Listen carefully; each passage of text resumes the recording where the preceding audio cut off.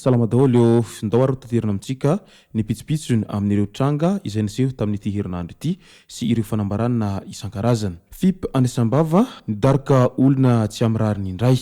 Mandry tsara maty teny an-dalana ampanaterana voka-pifidianana ny lehiben'ny Fokotany any Ampataka. Ao Antsoy zaza maditra maromaro izay mifamono amin'ny alina, nisy ny ratra ary nisy ny voasambotra ny polisy. Any Tsiromandidy may ihany koa ny braony SRMV izay mbola tsy fantatra hatreto ny nahavanondoza. Kandida Vanessa ao Antsoy miantso ny vahoaka ho tony ary hiandry ny vokatra ofisialy.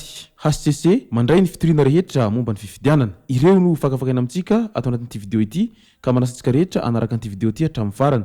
Azadino ny milike ny video antsika ary azadino doraka izany hatrany miabony amin'ny chaîne antsika mba ahafahanareo manaraka tsy tapaka ny video zay lefa misy tao anaty gasy toy izao ny fanaovana azy. Tsy ampendrely isika fa avy hatrany tonga dia vavany ndawary. Ankoatra ireo mpitondra moto izay niharany tsindry dia voadarika mafy sy niharany herisetra nataon'ny polisy avy ao amin'ny FIP Sambava ny tompona andraikitra iray avy ao anivon'ny faritry Sava ny arivan'ny 12 Mey 2024.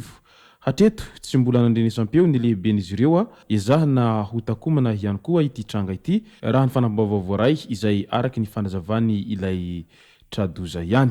Any Antsoy indray manomboka amin'ny fitora hariva ka hatramin'ny 10 alina no raikitra ny fandrangitana sy torabato ary famonoana eo amin'ny sambozaza maditra izay 20 ka hatramin'ny 13 taona.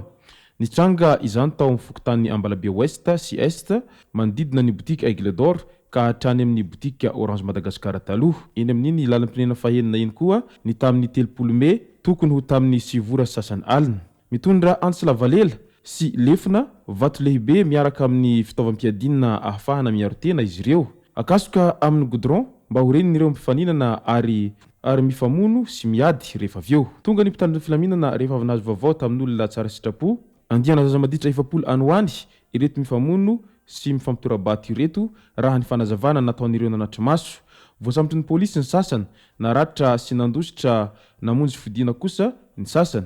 Tsy voasambany fa efa matety mpitranga ary efa misy ny anana fohy mihitsy tao Ambalakida ny volana Martsa 2024 teo. Ahina hiteraka zavatra hafa raha tsy voafehy izao tranga izao. Any Mandry tsara indray ny fohany maraina izy ireo sy ny kirakira fifidianana tao amin'ny brom-pifidianana anatin'ny Fokotany Ampataka, commune Ampataka Manampaneva izay adidiany ity lehiben'ny Fokotany izay maty teny an-dalana ity mba hanatitra ny lisam-pifidianana any amin'ny CED Mandry tsara.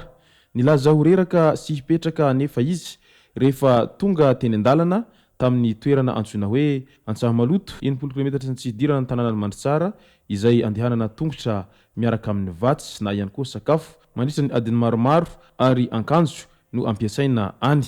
Akora nefa nahagagana fa nitolefaka nalemby inga lehiben'ny Fokotany rehefa nipetraka ny fandrombahana saingy tsy tana intsony ny ainy.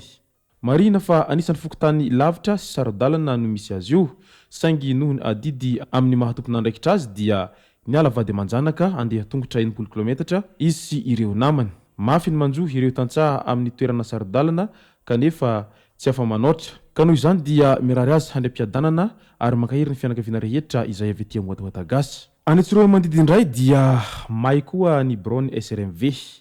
Tokony ho tamin'ny 3 ora maraina hita ny resitra ny braony SRMV Tsiromandidy, toerana hikirakirana ny voka-pifidianana. Misokatra araka izany ny fanadihadiana any an-toerana mahakasika an'ity raharaha famaizana braony SRMV ity. Ka noho izany dia maro ireo mametra-panontaniana amin'ilay hoe hetraketraky ny tsy mataho-tody ve sa noho natezerana amin'ny fahadisom-pantenana noho ny fivoahany voka-pifidianana vonjomaika ho ireo sasany. Any Antsoy miantso ny vahoaka ho tony ary hiandry ny vokatra ofisialy ny kandida Vanessa.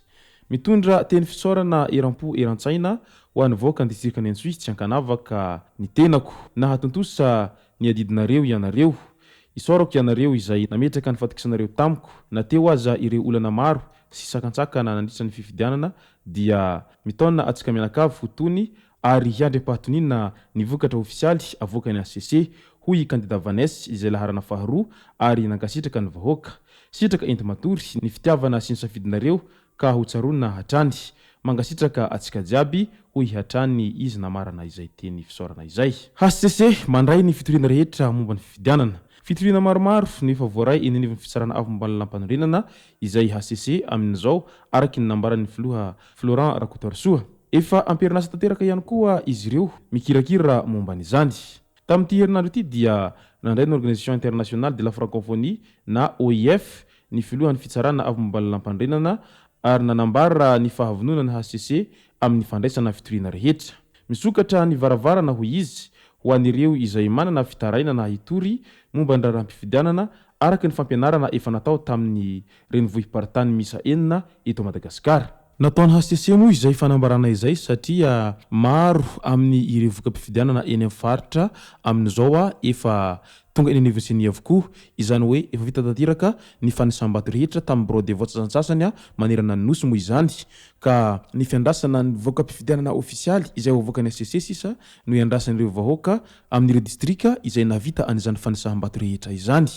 Ka maro ihany koa ny resaka mandeha etsero amin'izao fotoana izao. Eo ihany koa ny fahadisom-pantenanana izay ho an'ireo sasany izay ny hevitena ho lany kinanjo nefa nitsimbadika ny raharaha. Raha tamin'ny andro voalohany jerena dia maro ireo kandida izay nitarika laharana voalohany tamin'izany, kinanjo nefa ny rehefa nitombo ny isan'ny vato azo tamin'ireo bureau de vote dia iny fa nitsimbadika ny isa ka lasa kandida izay tsy nitrehetiny sasany no lasa nitarika laharana voalohany amin'izany fifidianana izany. Ka eo indrindra ny mahatonga ny besin'ny maro amin'izao metra-panontaniana ary eo ihany koa ny mampisy ny yahiyahy amin'ilay hoe halabato ve sa tena izay mihitsiny safidim-bahoaka. Raha ilaza manko isika halabato dia nefa tsy hananantsika profy izany ka sarotra ny hanamarika fa tena nisy tokoa izany halabato izany, fa hatreto aloha dia matoa ireo izay no nitarika amin'isa lavitra, ireo rehetra mitarika isaky ny distrikta ireo dia ireo zany no safidim-bahoaka ary ireo no lanin'ny vahoaka, ka aoka isika rehetra samy hotony ary samy hanaja an'izay safidin'ny tsirairay izay.